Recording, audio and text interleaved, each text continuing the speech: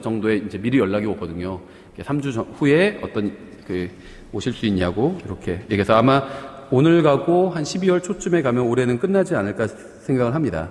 이제 주중에 화요일, 목요일 성경 공부가 있는데 이제 가끔 뭐 특강도 하고 그래서 거의 한 달에 한 번꼴로 간 것 같아요. 예, 그래서 오늘도 또 가는 날이라서 제가 가야 되고요. 예, 저희 다른 건 없고요. 오늘 저희가 공부할 내용은 이제 저희가 그 성경 핵심 교리를 공부하면서 이제 마지막 과로 이제 앞으로 일어날 일들에 대해서 살펴보고 요 시리즈는 일단은 마치려고 합니다. 잠깐 프린트물을 받으시는 동안 좀 광고를 드리면요. 그래서 저희가 두 부분으로 나눴습니다. 그래서 오늘은 저희가 좀 기초적인 그러니까 앞으로 일어날 일들, 다시 말하면 종말에 관한 것을 좀 살펴보려고 하는데요. 오늘은 좀 기본적인 내용을 살펴보고 다음 주에 저희가 이제 순서대로 앞으로 일어날 일들에 대해서 살펴보도록 하겠습니다. 먼저 휴거가 일어나겠죠. 그 다음에는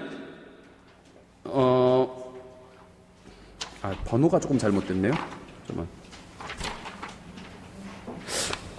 잠깐만, 이게 뒷페이지가 좀 잘못됐는데? 제가 그 프린트물을 약간 잘못 만들었네요. 어차피 오늘까지 보실 분은 문제가 없어요. 제가 다음 주에 다음 볼 프린트물을 다시 제가 나눠드릴게요. 이게 프린트물이 약간 잘못된 것 같네요. 그래서 오늘은 좀 기본적인 사항을 살펴보고 다음 주에 이제 실제적으로 앞으로 일어날 일들에 대해서 제가 순서대로 살펴보려고 합니다. 근데 먼저 휴거가 있겠죠. 그 휴거가 있고 나서 대환란이 일어나겠죠. 그리고 대환란 끝에 예수님이 재림하시겠죠. 그 다음에는 천년왕국이 열리겠죠. 천년왕국 끝에 다시 큰 흰 왕자 심판이 열리게 되고 그 다음에 새하늘과 새 땅, 영원히 일어나게 됩니다. 그래서 이 순서대로 저희가 다음 시간에 좀 공부를 해보도록 하겠습니다. 프린트물은 잘못됐어요. 제가 그 앞에 한 거를 이게 두 개가 섞였네요. 그렇죠. 잘못된 거 맞죠, 지금? 뒤에 장 잘못됐죠. 제가 다음 주에 다시 나눠드릴게요, 프린트물을. 오늘 할 것까지는 괜찮습니다. 첫째 부활, 여기까지는 제대로 된 내용이고요. 뒤에 장이 좀 잘못됐어요. 그리고 이 번호가요, 8번이 아니라 9번입니다. 저희가 9번째 지금 주제를 다루고 있고요. 그래서 이번 시간에는 저희가 앞으로 일어날 일들에 대해서 공부하는데 그에 앞서 먼저 이제 좀 기본적인 지식에 대해서 종말론을 공부할 때 이제 필요한 기본적인 지식에 대해서 먼저 살펴보도록 하겠습니다. 그래서 저희가 이번 성경 공부를 통해서 성경의 예언들 중에서 이제 핵심적인 것들을 좀 다루려고 합니다. 성경의 예언들을 공부하면서 철저하게 저희가 이제 문자적인 관점에서 해석을 할 거예요. 앞에서도 우리가 공부한 것처럼 성경을 해석할 땐 항상 문자적으로 해석해야 됩니다. 적용은 세 가지로 할 수 있어요. 영적, 역사적, 교리적, 그러니까 예언적. 이렇게 교리적이란 말은 예언적이란 말이에요. 그래서 영적, 역사적, 예언적으로 적용할 수가 있어요. 그래서 어떤 본문이 있으면 그 본문이 먼저 역사적으로 의미하는 것이 있습니다. 그리고는 그것이 이제 예언적으로 의미하는 것이 있고요. 영적으로 나에게 의미하는 것이 있습니다. 예를 들면 나의 하느님이여 어찌하여 나를 버리셨나이까 시편 22편에 나오는 말씀이죠.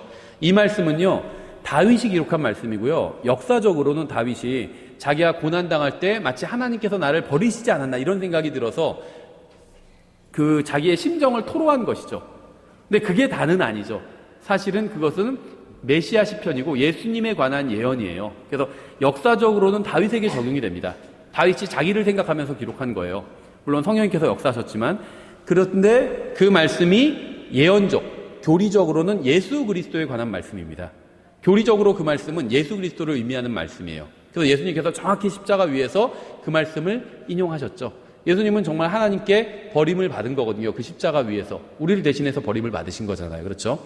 그리고 이제 그 말씀이 영적으로 우리에게 적용할 수는 있어요. 내가 너무나도 어렵고 그런 순간에 시편 22편을 읽으면서 마치 하나님께서 나를 버리신 자기를 왜 버리셨냐고 호소하는 그 다윗의 글이 나의 마음에 와닿을 수 있잖아요. 그게 이제 나에게 위로를 줄 수도 있는 거거든요. 이렇게 다윗처럼 구약시대, 어쩌면 저는 성경 전체를 통틀어서 가장 하나님과 마음으로 동행했던 사람이라고 생각하거든요. 다윗이. 큰 죄를 지은 적도 있었지만 그래도 정말 주님께 돌아와서 정말 누구 못지않게 하나님과 친밀하게 동행했던 사람이라고 생각해요. 그러니까 가장 주님을 위해서 많은 일을 한 사람이 성경에서 바울이라면 가장 주님과 정말 친밀하게 동행했던 사람은 전 다윗이라고 생각하거든요. 근데 그 다윗마저도 하나님께서 나를 버리신 것 같이 그렇게 느껴질 때가 있었다는 거죠. 근데 사실은 전혀 하나님께서 버리신 적이 없잖아요, 다윗을. 우리도 하물며 다윗이 그렇게 느꼈다면 우리도 그렇게 느껴질 때가 있는 게 자연스러운 겁니다. 그렇죠. 하지만 내 느낌과는 다르게 하나님께서는 우리가 구원받은 자녀라면 우리를 버리신 적이 한 번도 없는 거죠. 그래서 이렇게 성경은 영적으로 적용하는 데는 전혀 문제가 없어요. 심지어 창세기 1장 갖고도 영적으로 적용하는 사람들이 있어요. 빛이 있으라 그 말씀을 내 말씀에 하나님께서 내 마음에 빛을 비춰주시는 것으로 신약 성경은 적용할 수 있잖아요. 그렇게 적용해도 됩니다. 하지만 교리적으로는 창세기 1장에서 빛이 있으라 하시는 말씀은 정말 빛을 창조하신 말씀이지 사람들 마음속에 뭘 비춰주는 걸 의미하는 건 아니라는 거죠. 교리적으로는. 하지만 영적으로는 그렇게 적용하는데 전혀 문제가 없다는 겁니다. 그래서 해석을 할 때는 항상 문자적으로 해야 돼요. 그건 뭐냐면 기록된 그대로 해야 된다는 겁니다. 그렇죠. 그래서 성경은요, 제가 인생 상황 설명서다 이렇게 말씀드렸는데 사실 모든 것에 대한 사실을 기록하고 있는 책이죠. 그래서 있는 그대로 성경은 기록하고 있습니다. 하루 만에 예를 들면 6일 만에 창조하셨다면 진짜 6일 만에 창조하신 것으로 기록한 거예요. 이게 어떤 다른 무엇인가 다른 걸 의미하지 않는다는 거죠. 기록된 그대로 우리가 받아들이면 된다는 겁니다. 예, 그래서 우리는 성경을 문자적으로 해석할 겁니다. 예수님께서 다시 오신다 그러면 다시 오신다고 믿을 거예요. 그렇죠. 구름을 타고 오신다 그러면 구름을 타고 오신다고 믿을 겁니다. 흰 말을 타고 오신다 그러면 흰 말을 타고 오신다고 믿을 겁니다. 근데 가만히 생각해보면 흰 말을 타고 오시는 게 그렇게 이상한 것도 아니에요. 비행기 타고 오시면 그게 더 이상하잖아요. 그러니까는 그냥 기록된 대로 믿는 게 나아요. 그렇죠. 뭐 탱크를 타고 오시거나 다른 거 타고 오시면 더 이상하잖아요. 제일 저는 자연스러운 것 같아요. 흰 말 타고 오시는 게 뭐가 문제예요. 예. 왜냐하면은 초림에 관한 말씀도 기록된 그대로 이루어졌잖아요. 베들레헴에서 태어나신다고 했는데 진짜 베들레헴에서 태어나셨죠. 처녀를 통해서 오신다고 했는데 진짜 처녀를 통해서 오셨죠. 그럼 흰 말 타고 오신다고 하면 진짜 그렇게 오시는 거예요. 성도들과 함께 오신다고 하면 진짜 성도들과 함께 오시는 거고, 오셔서 세상을 심판하신다고 하면 진짜 심판하시는 겁니다. 불로 이 세상을 다 살라버리신다고 하면 진짜 그렇게 하시는 거예요. 예, 기록된 그대로 해석하는 게 가장 안전하다는 거죠. 예수님 믿으면 구원해 준다면 진짜 그렇게 구원해 주시는 겁니다. 믿었는데 구원 안 해주시는 그런 경우는 없다는 거예요. 기록된 그대로 믿는 게 그게 성경을 제대로 믿는 겁니다. 왜냐하면요, 이거는 사람한테 테스트해봐도 바로 알 수 있어요. 항상 우리가 누군가를 믿을 때 누군가를 믿는다는 건 누군가의 말을 믿는다는 거거든요. 누군가의 말을 믿는다는 건 그 사람이 한 말을 그대로 믿는 거예요. 청개구리처럼 무슨 비 오는데 무덤 써라 했는데 그런 게 아니라 일반적으로는 말한 그대로를 의미하잖아요. 그럼 그대로를 믿는 게 잘 믿는 거예요. 그렇죠. 마트에 가서 계산하는데 57,000원 나왔습니다. 그러니까 57,000원이라고 하지만 실제 그건 아닐 거야. 이런 생각하면 그 사람은 이상한 사람이에요. 그렇죠. 그 정도로 뭐가 나왔다는 거야 하면서 3만 원만 낸다지. 그러면 안 된다는 거죠. 정확히 해야 돼요. 그렇죠. 모든 사람은 다 그렇게 의사소통을 해요. 하나님도 우리가 정확히 같은 방법으로 의사소통을 하십니다. 그래서 하나님의 말씀은요, 말씀하신 그대로를 의미한다는 거예요. 죄를 지으면 반드시 회개해야 된다 그러면 회개를 해야 됩니다. 회개하지 않아도 사실은 괜찮다. 이런 게 아니라는 거예요. 괜찮지 않아요. 회개해야 돼요. 구원받은 사람이 죄를 지었을 때 구원을 잃어버리진 않지만 회개하지 않으면 하나님과 교제가 이루어지지 않아요. 난 교제가 잘 되는 것 같은데 그건 착각하고 있는 겁니다. 전혀 교제가 되지 않는 거예요. 옛날에 그런 사람도 봤어요. 자기가 누구랑 사귀고 있다고 하는데 상대방이 그 사실을 모른대요. 그건 사귀는 게 아니죠. 사귀는 게 아니에요. 자기 혼자 착각하고 있는 거지.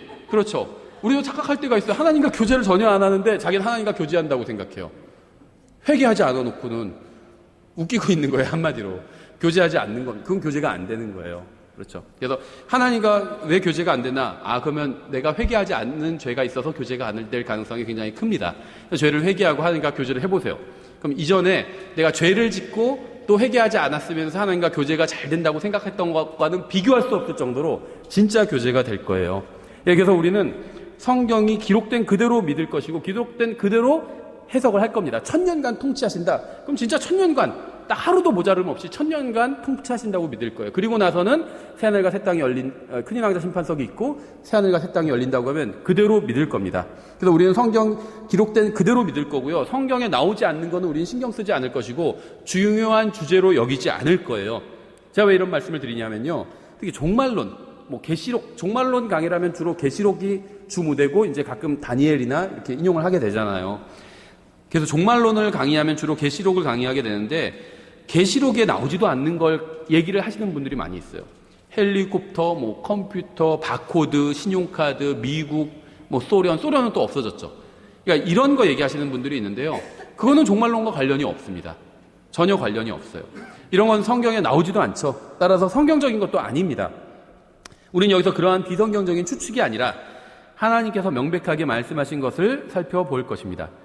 이 종말론과 계시록을 해석하는 데는요, 일반적으로 4가지 방법이 있는데요. 이 영적으로 해석하는 것이 있고요, 과거적으로 해석하는 것이 있고, 역사적으로 해석하는 것이 있고, 미래적으로 해석하는 것이 있습니다.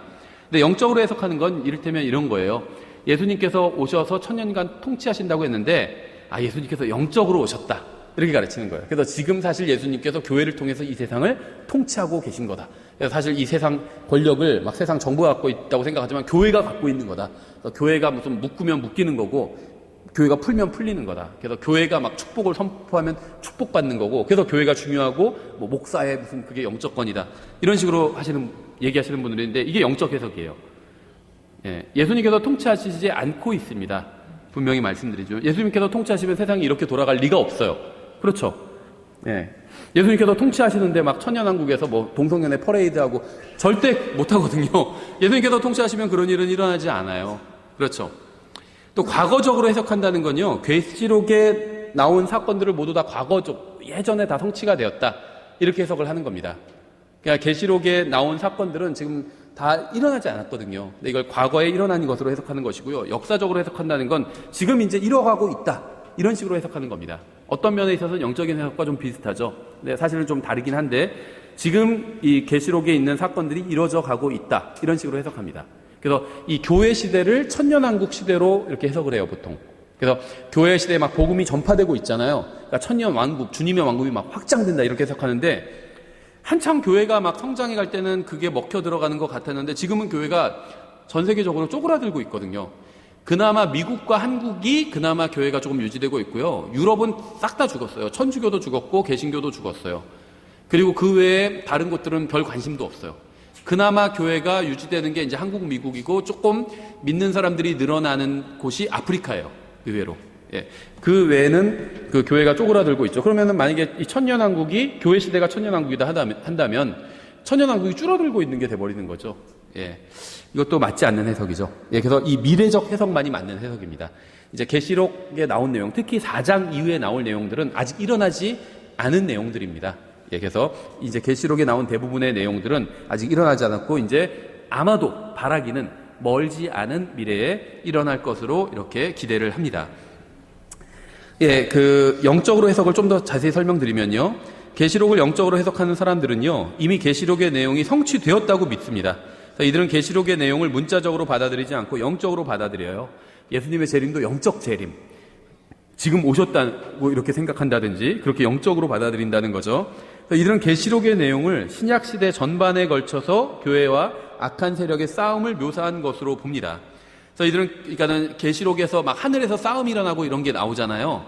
그래서 막 쫓겨나고 무슨 막 이런 내용이 나오는데, 이게 성도들과 뭐 이 세상과의 싸움이다, 하늘에서의 싸움이 아니라, 그런 식으로 이해한다는 거죠.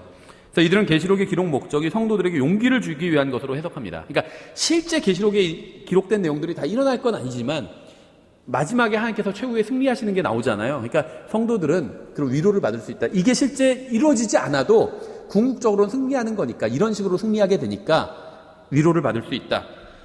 그런 위로를 주는 게 계시록의 기록 목적이라고 주장을 하는 거죠. 근데 영적 해석의 문제점은요, 여러 가지가 있는데요.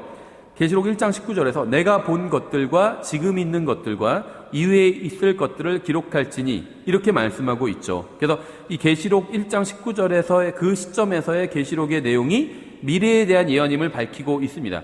내가 본 것은 무엇이냐면요, 예수님이에요. 예수님을 봤잖아요, 요한이. 그렇죠. 그래서 깜짝 놀랐죠. 그리고 지금 있는 것들은 이제 현재 일어나고 있는 일들이고요. 이후에 있을 것들이 이제 앞으로 계시록 그 1장 이후에 예수님께서 쭉 말씀하실 그 내용들이라고 보시면 됩니다. 보여주실 그 내용들인 거죠. 그래서 계시록의 내용이 미래에 대한 예언임을 밝히고 있는데요, 영적 해석을 적용하면 이걸 완전히 무시하게 되죠. 또 예수 그리스도께서 재림하신다는 사실을 올바로 해석하지도 못하게 됩니다. 영적으로 해석하다 보면. 근데 많은 사람들이 영적으로 해석하고 있어요. 우리나라에서도 자기들이 정통 교단이라고 주장하는데도요, 대부분 다 영적으로 해석합니다. 그래서 예수님의 재림을 문자적인 재림으로 받아들이지 않는 교단들도 굉장히 많이 있어요. 정통 교단이라고 하면서. 그렇죠. 그건 정통이 아니에요. 요즘 막 이단 시비도 일어나고, 그 다음에 무슨 교회에서 막 부자 세습도 하고, 막 이런 이야기들을 보게 되는데, 정통 교단에서 어떻게 그런 일이 일어날 수 있느냐, 막 그런 얘기를 하더라고요. 정통이 아니에요. 자기들이 정통이라고 생각하니까 그런 거지. 예. 두 번째는 과거적으로 해석하는 것인데요. 이것도 잘못된 해석이라고 말씀드렸죠. 계시록을 과거적으로 해석하는 사람들은요, 계시록에 나온 예언의 말씀이 모두 성취되었다고 믿고요. 이들은 계시록 4장부터 11장의 내용을 교회가 유대주의와 대립해서 승리한 것으로 해석하고요. 12장부터 19장의 내용을 교회가 이교주의에 승리한 것으로 해석을 합니다. 그 결국 20장부터 22장의 천년왕국에 대한 말씀은 현재 교회 상태에 대한 해석으로 적용합니다. 지금 이게 천년왕국이라는 거예요. 이게. 그래서 예를 들면 사자가 어린 양과 뛰놀고 사자 같은 사람이 어린 양 같은 사람과 같이 즐겁게 지내고 이렇게 해석해요, 진짜로. 이게 이제 과거적 해석 또 영적 해석이 결합된 거죠. 전 들어봤어요, 실제로. 깜짝 놀랐어요. 너무 낯설더라고요, 그런 해석을 들으니까. 사자 같은 사람이 독사 같은 사람과 어린 아이 같은 사람들이 독사 같은 사람과 함께 교회에서 잘 지내지 않냐. 예, 세상에 가면 완전히 독사 같은 짓을 하는데 교회에서 잘 지내지 않냐. 천년왕국이다, 교회가. 이렇게 얘기하더라고요. 세 번째는 역사적으로 해석하는 건데요. 이것도 잘못됐죠. 이들은 계시록의 내용이 지난 2000년 동안 모두 성취된 것으로 믿습니다. 그래서 이들은 지난 2000년간 교회가 점진적으로 승리해서 지금과 같은 모습에 이르렀다고 믿죠.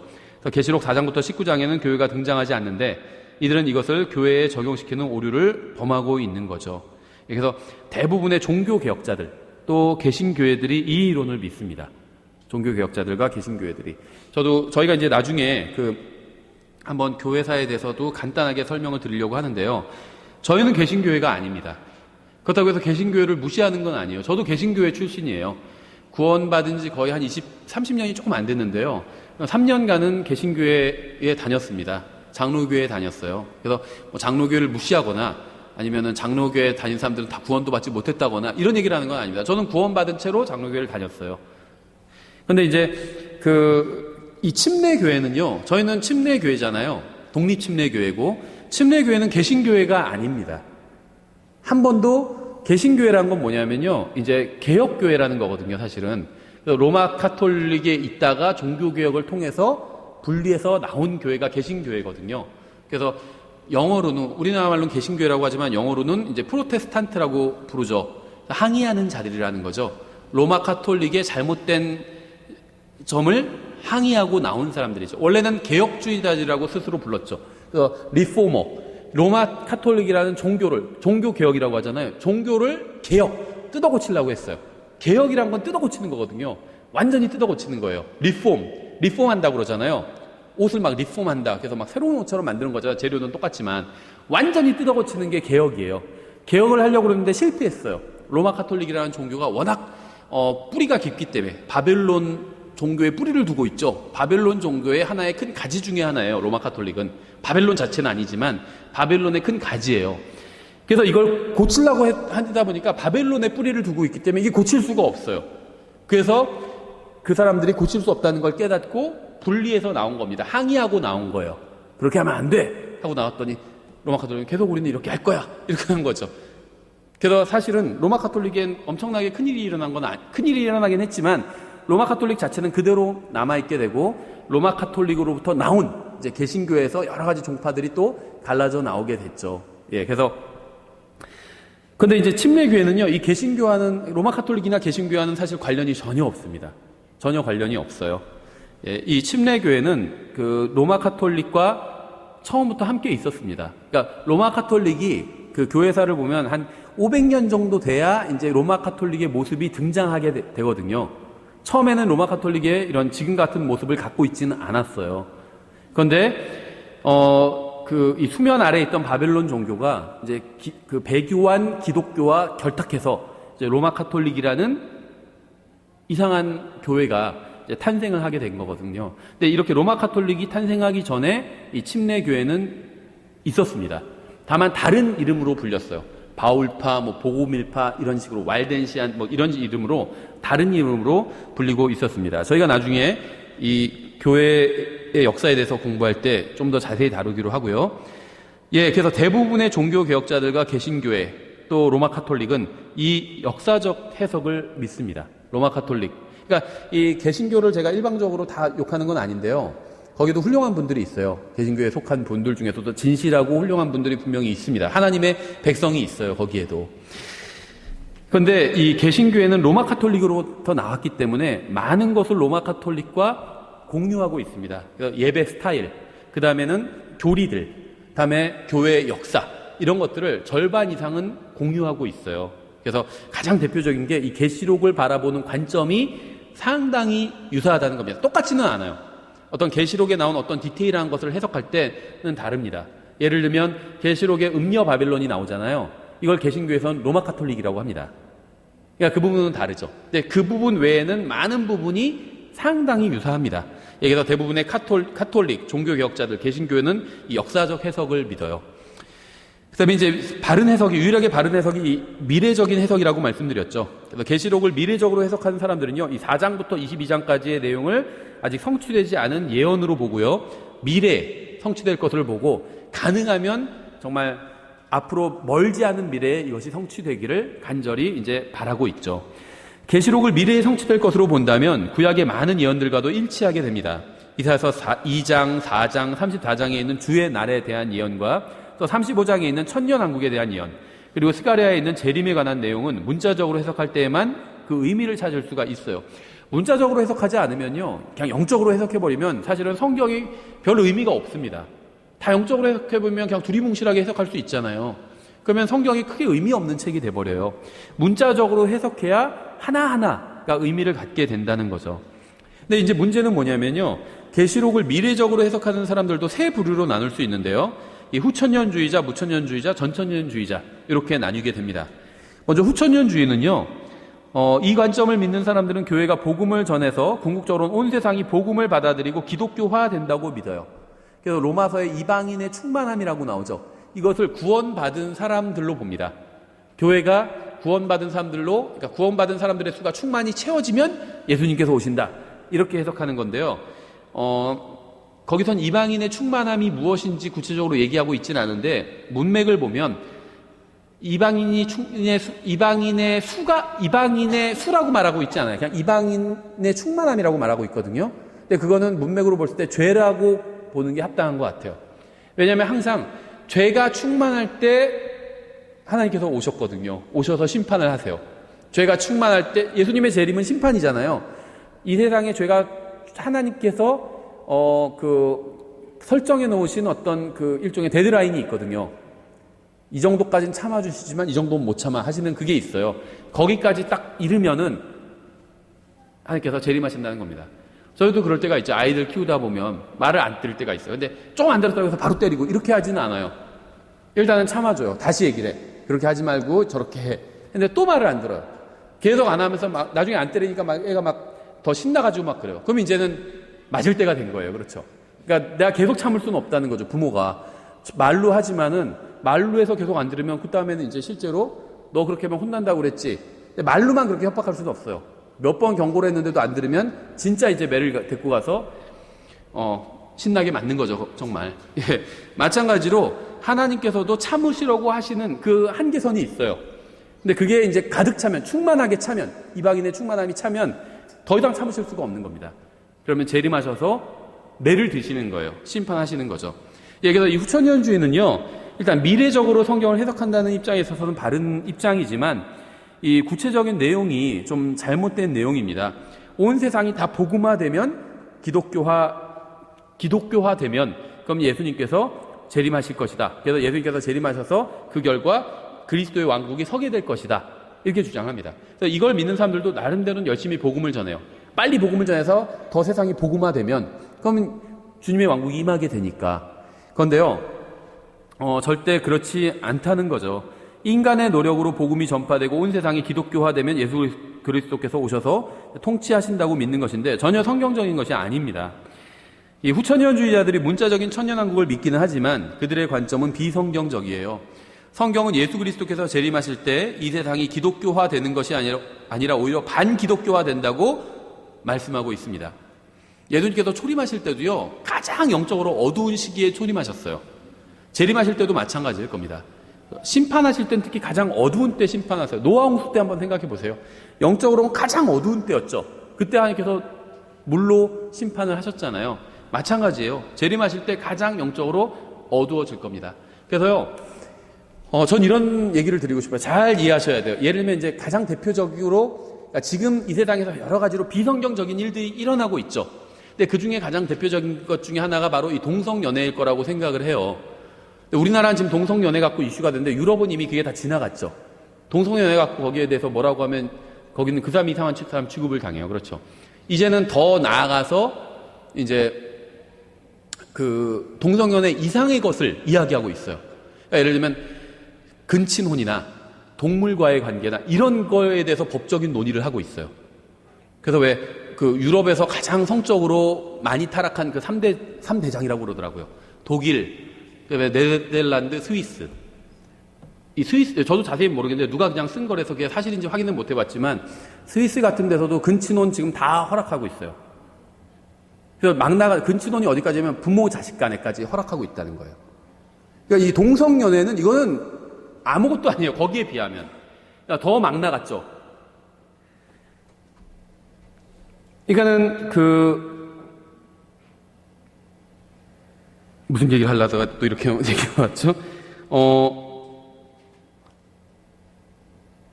이 후천년주자들이 문자적인 천년왕국을 믿지만 이제 이 사람들의 그 관점은 굉장히 그 비성경적인데요. 예수님께서 재림하실 때 기독교화돼서 막 주님의 왕국이 다 돼 있고 그 순간에 예수님이 재림하시는 것이 아니라는 겁니다. 재림하실 때 가장 이 세상은 영적으로 어두운 상태일 거예요. 그때 빛 자체이신 예수님께서, 의의 태양이신 예수님께서 재림하시는 거거든요. 마치 캄캄한 밤에 해가 쫙 떠오르는 것처럼 예수님께서 이제 그렇게 재림하시는 겁니다. 그래서 예를 들면 그 동성연애 같은 경우는 굉장히 성경에선 사악하다고 말씀하고 있죠. 저는 팩트를 말하는 거예요. 성경이 그렇게 말씀하고 있으니까, 동성연애 사악하다고 말씀하고 있으니까. 근데 그걸 너무 이상히 여기지 말라는 겁니다. 무슨 말이냐면 동성연애 저도 반대해요. 왜냐하면 저는 성경을 믿는데 성경이 반대하니까. 그런데 동성연애 반대 집회 같은 게 열리잖아요. 심정적으로는 저도 동감을 합니다. 보통 이제 보수 기독교 단체에서 집회를 하죠. 동성연애 반대하는 그 사람들의 마음을 저도 이해해요. 지지합니다, 저도. 하지만 제가 거기 같이 나가서 데모할 생각은 없어요. 네.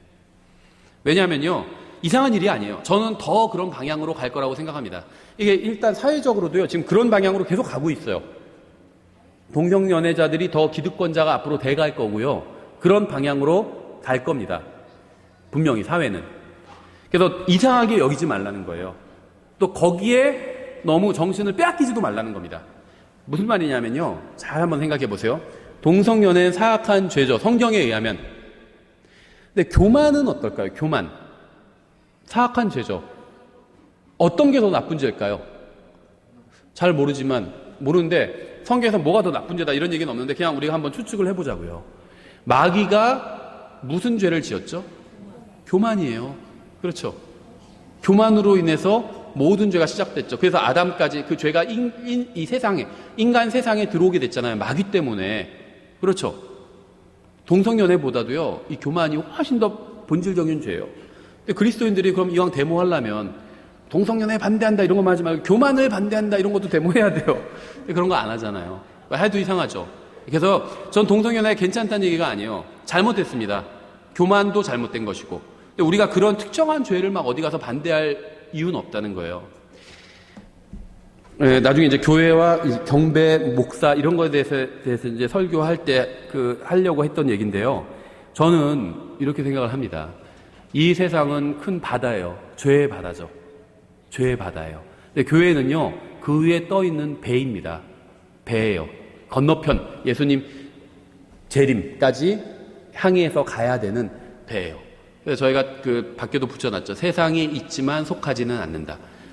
예, 배는 바다 위에 있습니다. 하지만 바다 안에 가라앉으면 안 돼요. 그렇죠. 바다 위에 떠 있어요. 그래서 바다에 있지만 바다에 속해 있지는 않아요. 바다에 있는 육지 역할을 하고 있죠. 사람들이 안식하고 서 있고 쉴 수 있는 배는 그런 역할을 합니다. 그래서 우리 교회는 기본적으로 배 같은 역할을 해야 돼요. 특히 이 지역에서 우리가 배의 역할을 해야 됩니다. 근데 우리가 보니까요, 바다에 사람들이 빠져 있어요. 허우적거리고 있습니다. 그럼 어떻게 해야 되죠? 예, 그 사람들을 건져내는 일을 하는 거예요. 그렇죠. 예, 거기서 무슨 뭐 동성연애에 반대한다 이런 거 소용없어요. 그 다음에 빨리 구명 그 튜브를 던져줘야 돼요. 그렇죠. 던져주고 나서 당신은 동성연애에 반대하십니까? 이런 거 물을 필요도 없어요. 그렇죠. 빨리 그걸 잡으면 막 끌어올려야 돼. 그게 복음을 전하는 거예요. 예수님을 믿게 하는 것. 그렇죠. 예수님을 알려주고. 우리 교회는 그 일을 해야 돼. 교회는 그 일을 해야 되는 거예요. 예. 그래서 어떤 뭐 수단과 방법을 가리지 않고 저희는 그 일을 하려고 합니다. 저에게 맡겨진 이 지역에서, 예, 물에 빠져 죽어가고 있는 사람한테 지금 다른 게 뭐가 중요하겠어요? 동성연애를 반대하는 것, 그것도 중요하겠지만 예수님의 복음을 전하는 건 그것과 비교할 수 없을 정도로 훨씬 더 중요한 일이에요. 예. 그래서 예, 이 세상이 예수님께서 재림하실 때는요, 훨씬 더 죄악이 가득 차게 될 겁니다. 예, 동성연애자들이 더 늘어나고요, 뭐 더 막 한 자리씩 차지하게 될 거예요. 이상하게 여기지 말라는 거예요.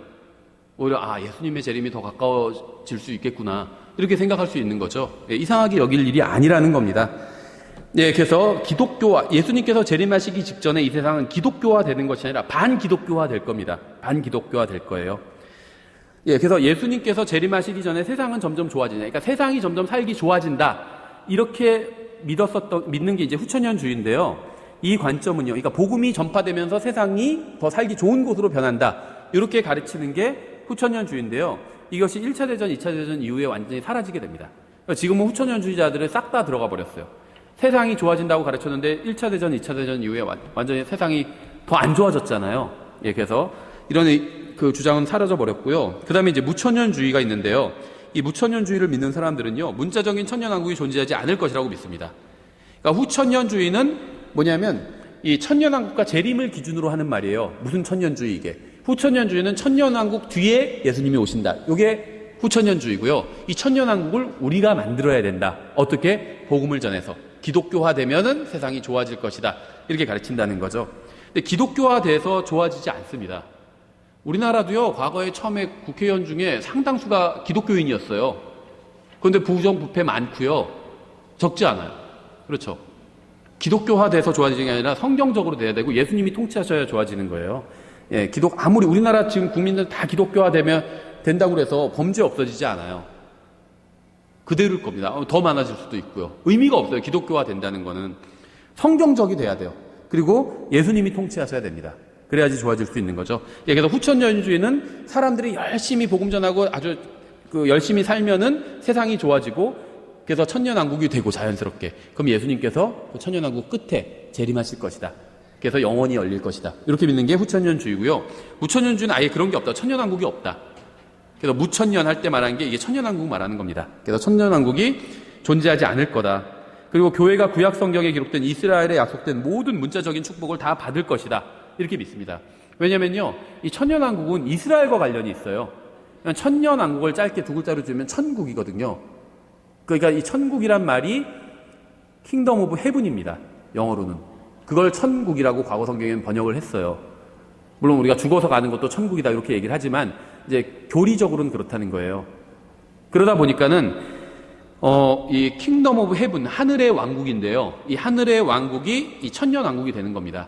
그래서 이 하늘의 왕국은 유대인들과 관련이 있죠. 그리스도인들과 관련이 있는 왕국이 뭐죠? 우리가 뒤에서도 보겠지만 하나님의 왕국이죠. 예, 그래서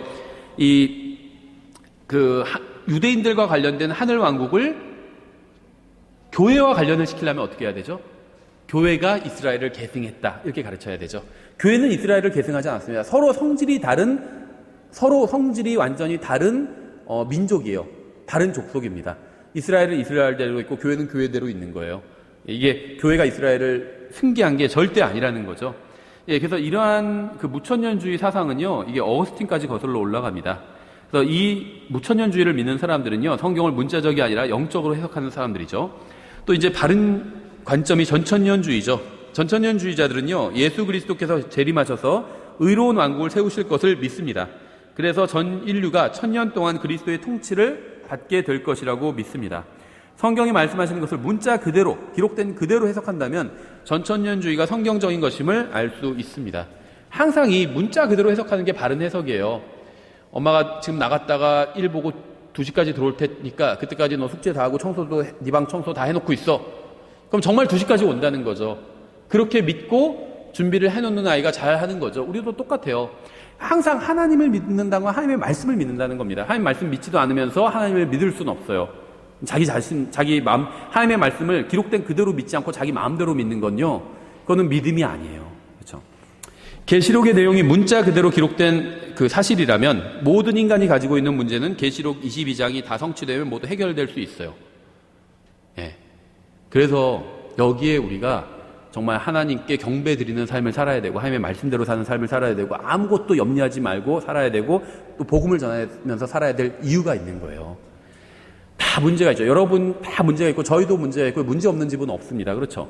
다 문제가 있어요. 돈 많은 사람은 문제 없는 줄 알아서 다 있어요. 재벌들도 뭐 경영권, 승계 막 이런 문제 있잖아요. 문제 없는 사람은 없습니다. 다 문제가 있어요. 그런데 이런 문제들이 또 아무것도 아니란 건 아닙니다. 누가 뭐 문제 있으니까 뭐 걱정하고 있는데 거기 가서 야 그건 아무것도 문제도 아니야 이렇게 얘기할 수는 없죠. 다 문제가 있어요. 그런데 정말 성경이 진리고 성경이 사실이라면 계시록 22장의 이 시점이 언젠가 이르게 되겠죠. 이때가 이르면요, 지금 우리가 문제라고 생각하는 모든 것들이 다 문제가 더 이상은 아니게 된다는 겁니다. 지금은 문제지만 이걸 믿는 게 믿음이에요. 그렇죠? 자기가 예를 들면 벌어먹고 살 수 있고 먹고 살 수 있을 정도로 벌면 되지 막 더 넘어서서 막 하려는 거는 이건 하나님 말씀을 안 믿는 거예요. 그렇죠? 자기가 상이 30년 왔으면 30년 먹고 살 거 열심히 일해서 벌어놓으면 되는 거지. 벌면 되는 거고 또 계속 200년 먹고 살 걸 벌어놓는 거는요, 그건 믿음이 없는 거예요. 계시록 22장 안 믿는 것이고. 그렇죠? 예, 적당히 하면 된다는 겁니다. 적당히. 이 세상에서의 뭐 일이 쓸데없는 것이라는 게 아니라 쓸데 있죠. 필요합니다. 적당히 하면 되는 거예요. 적당히. 그렇죠. 거기에 막 목숨 걸고 막 300년, 400년 이 세상에서 살 것처럼 그렇게 할 필요는 없다는 겁니다. 예, 그래서 이 계시록 22장의 말씀이 사실이라면, 성경이 기록된 그대로가 사실이라면 우리 각각의 그리스도인이 모두 실패하거나 모든 교회가 다 실패한다 하더라도 하나님께서는 자신의 계획대로 예언을 성취하실 수가 있다는 겁니다. 교회가 다 배교해서 큰일 났어요. 물론 큰일이죠. 다 근데 배교해도요, 하나님의 말씀은 그대로 성취가 될 겁니다. 그러니까 우리는요, 우리 일을 하면 돼요. 다른 사람들 신경 쓸 거 없이 우리에게 맡겨진 일을 하면 된다는 겁니다. 그래서 계시록의 내용이 문자 그대로 사실이라면 전쟁과 기근 그리고 우리를 실망시키는 정치가들에 대한 뉴스에도 불구하고 우리에는 희망이 있다는 겁니다. 너무 열받을 필요도 없어요. 정치인들 보고 막 열받을 때가 있죠. 근데 너무 열받을 필요는 없다는 겁니다. 스트레스 해소 차원에서 그냥 욕하는 건 상관없는데 거기에 막 해가지고 막 큰일 났다, 막 이제 우리나라 누가 대통령이 됐으니까 막 큰일 났다, 그럴 필요 없다는 거예요. 우리나라가 망하고 안 망하고는 하나님의 손 안에 달려 있고요. 궁극적으로는 망할 거예요. 미안한 얘기지만 미국도 망할 겁니다. 우리나라도 망할 거고요. 세계 모든 나라가 다 망할 겁니다. 예수님께서 오시면 다니엘서에 나와 있는 예언이 그거잖아요. 큰 정말 반석 같은 돌이 와가지고 다 쳐버리잖아요. 산산조각 나버리죠. 모든 나라가 다 망할 거예요. 그러니까 망하지 않을까 걱정할 필요 없어요. 정해져 있어요, 그거는. 그렇죠. 예, 우리는 그냥 우리에게 맡겨진 일. 그러니까요, 지금 타이타닉이 침몰했어요. 이미 침몰했어요. 망해가고 있어요, 이 세상은. 결정됐어요, 그거는. 우리가 할 일은 뭐냐? 거기서 한 사람이라도 건져내는 거예요. 그렇죠. 타이타닉 침몰하는데 거기서 막 수리를 하고 있고 그럴 필요는 없다는 거죠. 의자 정돈하고 있고 막 방 청소하고 있고 그럴 필요가 없다는 겁니다. 건져내야죠, 한 사람이라도. 그게 우리 할 일이라는 거예요. 그렇죠. 예, 그래서 만일 계시록이 문자 그대로 사실이라면 이 세상에서 일어나고 있는 모든 일들이 우리 주 예수 그리스도께서 돌아오시기 위한 준비에 지나지 않는다는 사실을 알 수 있습니다. 그렇죠. 우린 주님께서 오시는 걸 준비해야 돼요.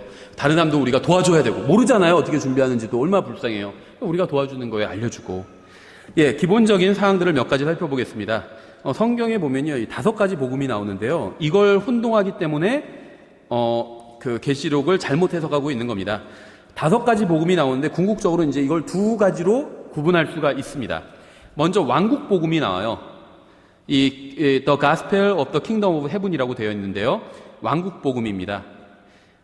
이 왕국의 복음이 모든 민족들에게 증거되기 위해 온 세상에 전포되리니 그때야 끝이 오리라. 그러니까 이건 왕국이 서기 전에 전해지는 복음이라는 걸 알 수 있고요. 여기서 말하는 왕국은 천년왕국 말하는 거죠. 그럼 이 복음, 왕국 복음은요, 대환란 때 선포될 복음이란 것을 알 수가 있습니다. 그래서 이 왕국 복음은요, 하나님께서 문자적이고 실제적인 왕국을 이 지상에 세우시고 예수 그리스도께서 실제로 그 왕국을 통치하신다는 내용을 담고 있어요. 누가복음 1장 31절부터 33절에 잘 나와 있는데요. 보라, 내가 수태의 아들을 낳으리니 그의 이름을 예수라 하라.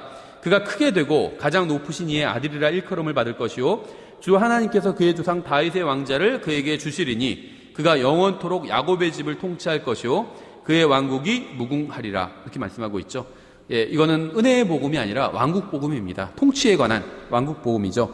그래서 이 왕국 복음은 예수 그리스도께서 지상에 계실 때 이스라엘 민족에게 침례인 요한과 또 예수 그리스도와 12사도에 의해서 전파되었습니다.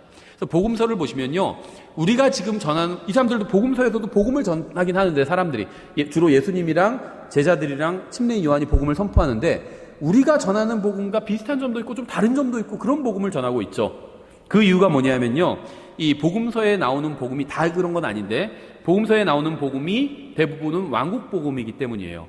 우리가 전하는 복음과는 좀 차이가 있는 그런 복음이라는 겁니다.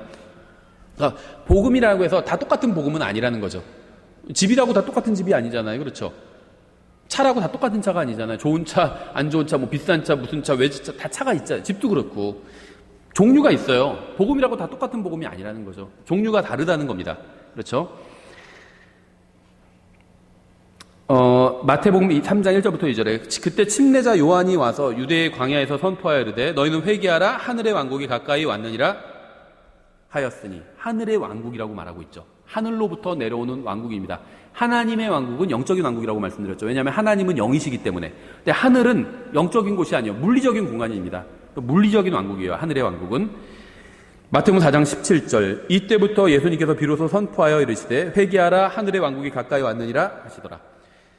또 마태복음 10장 7절, 가면서 선포하여 이르되 하늘의 왕국이 가까이 왔느니라 하라. 제자들이 그렇게 하라는 거죠. 그래서 이 왕국 복음은 하늘의 왕국을 실제적이고 문자적으로 지상에 세우는 것과 관련해서 성경에서 언급하고 있고요. 항상 그리스도께서 실제로 왕으로 통치하시고 이스라엘이 머리 국가로 제시가 됩니다. 그래서 왕의 선두주자죠. 왕의 선구자인 침례인 요한이 감옥에 갇혔다가 다시 결국에는 목배임을 당하게 되고요. 마태복음 14장에서 2명의 제자는 왕을 버리고 도망하게 되죠. 마태복음 26장에서. 또 이스라엘 민족은 카이사르 외에는 우리에게 왕이 없나이다라고 말하면서 요한복음 19장에서 우리는 이 사람이 우리를 통치하는 것을 원치 아니하나이다. 요한복음 19장에서 이렇게 얘기를 하면서 왕을 거부하게 되죠. 하나님께서는 이스라엘의 거부로 인해서 왕국 복음을 중단하시게 됩니다. 호세아서 3장 4절이죠. 이는 이스라엘 자손이 많은 날 동안 왕도 없고 통치자도 없이 거하다가, 이렇게 말씀하고 있어요. 예, 그래서 왕국 복음은 예수님께서 실제로 이 세상에 재림하셔서 통치해서 세워서 통치하실 왕국과 관련된 복음이 왕국 복음입니다. 그 다음에 이제 은혜의 복음이 있어요. The Gospel of the Grace of God. 그래서 우리가 전하는 복음이 바로 이 은혜의 복음이죠. 사도행전 20장 24절. 이런 일들이 결코 나를 움직이지 못하며 또한 내가 나의 생명조차도 귀한 것으로 여기지 아니하노니 이것은 내가 나의 달려갈 길과 주 예수님께 받은 사역 곧 하나님의 은혜의 복음을 증거하는 일을 기쁨으로 끝마치고자 함이라. 이렇게 얘기했죠. 그래서 이 은혜의 복음은요, 아들 하나님께서 온 세상의 죄값을 지불하시기 위해서 십자가에 달려 죽으시고 자신을 믿는 모든 자를 구원하시기 위해서 3일 만에 다시 부활하셨다. 이것이 바로 이 은혜의 복음의 내용이고요. 고린도전서 15장 1절부터 4절이 이 내용을 담고 있고, 또 이제 대표적으로 이 은혜의 복음을 나타내는 것이 바로 요한복음 1장 12절, 3장 16절 같은 구절이죠. 예, 이 은혜의 복음은요, 하나님의 복음, 또 그리스도의 복음, 화평의 복음, 이런 식으로 불리고 있습니다.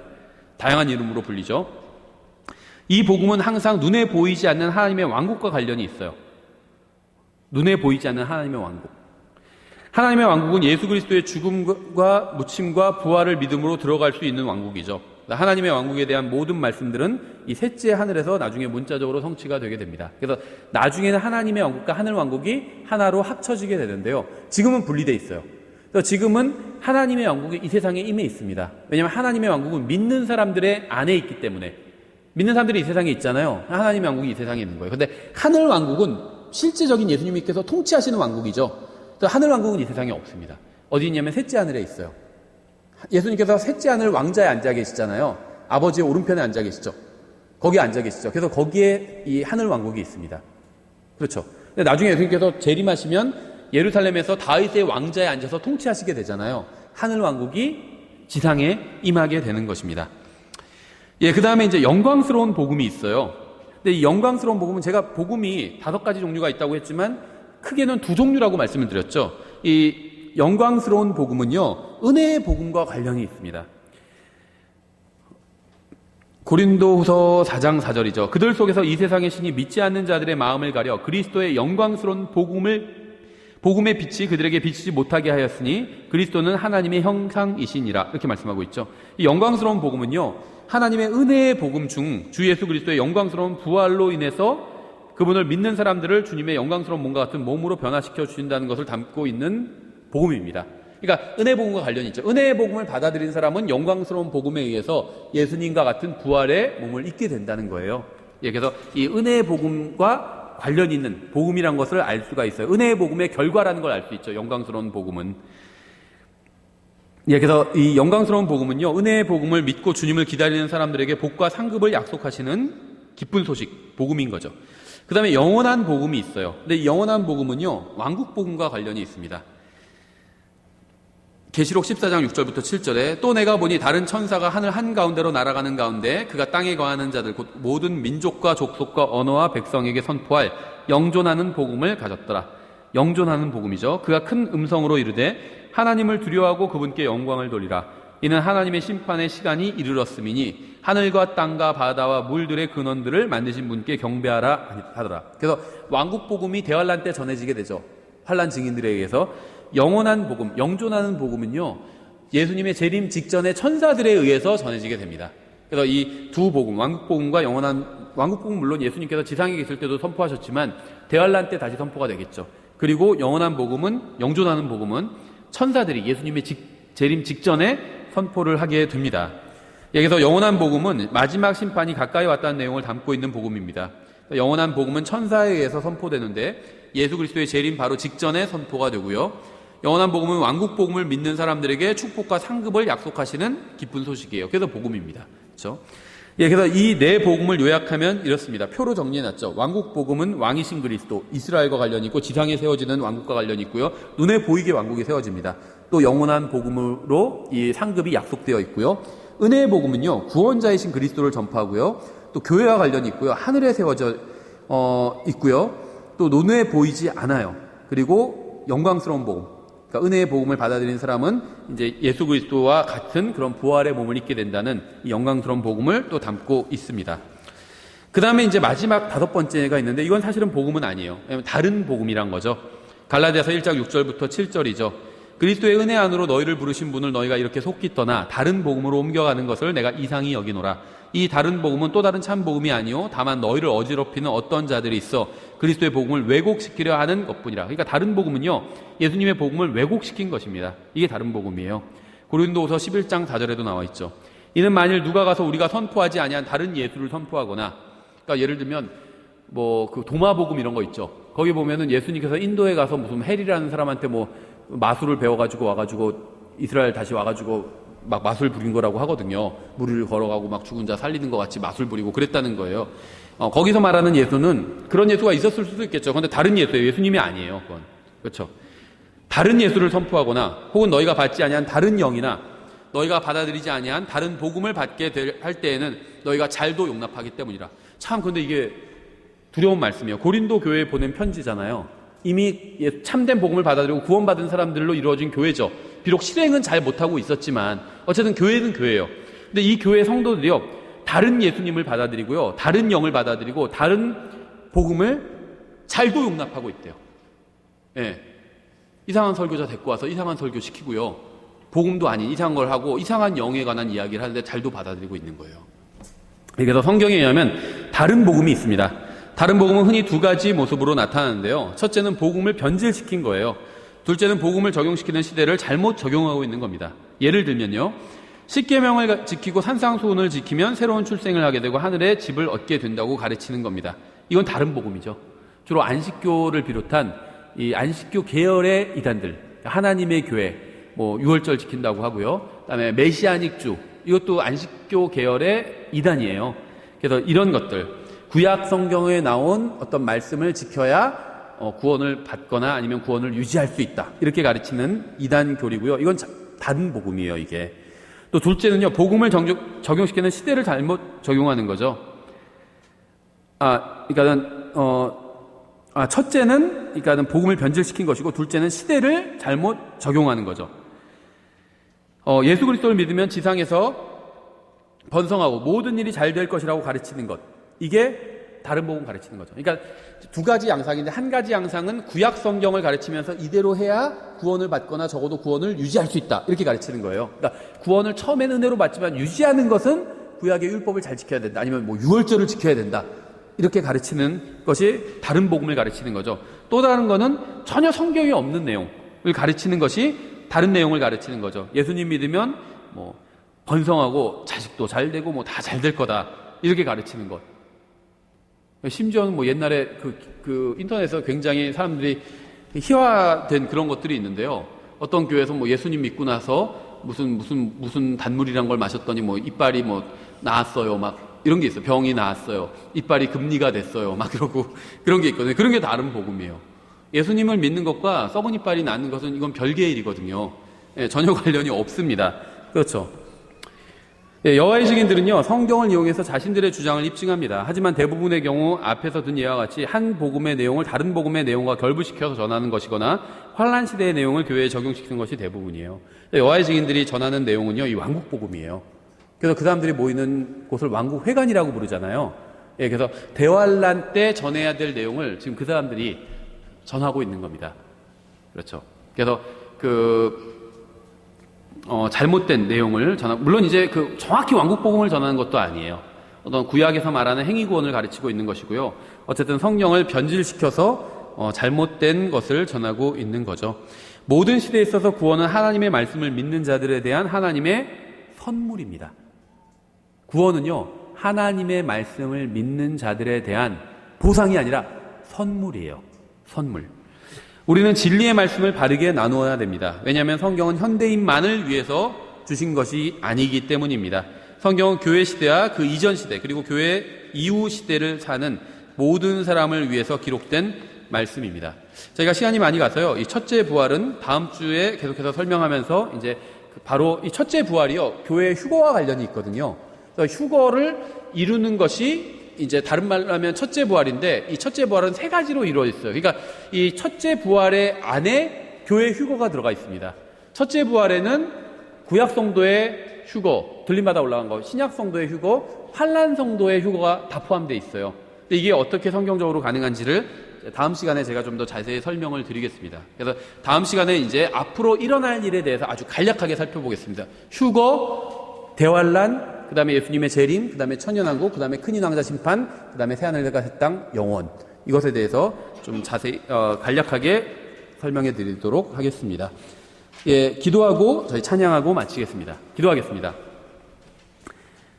하나님 아버지, 저희들을 구원하여 주실 뿐만 아니라 정말 주님의 놀라운 사역에 저희들을 동참시켜 주셔서 감사드립니다. 저희가 이 세상을 살면서 또 먹고 살기 위해서 저희가 필요한 일을 해야 하는 것도 알고 있습니다. 저희가 이 세상에서 살면서 정말 정직하게 일하고 삶으로 정말 하나님의 이름을 세상 사람들에게 욕되이지 않게 할 수 있도록 도와주시기 원합니다. 또한 저희가 이 세상에서 먹고 사는 일에만 너무 몰두하지 않도록 도와주시기 원합니다. 정말 이 세상의 죄의 바다에 빠져서 정말 영원한 지옥의 형벌을 받을 수밖에 없는 사람들이 저희 주변에 너무나도 많이 있습니다. 저희가 손을 내밀어 그들을 정말 예수 그리스도라는 이 구원의 배 안으로 태울 수 있도록, 구조할 수 있도록 좀 도와주시기 원합니다. 예수님의 이름으로 기도드렸습니다.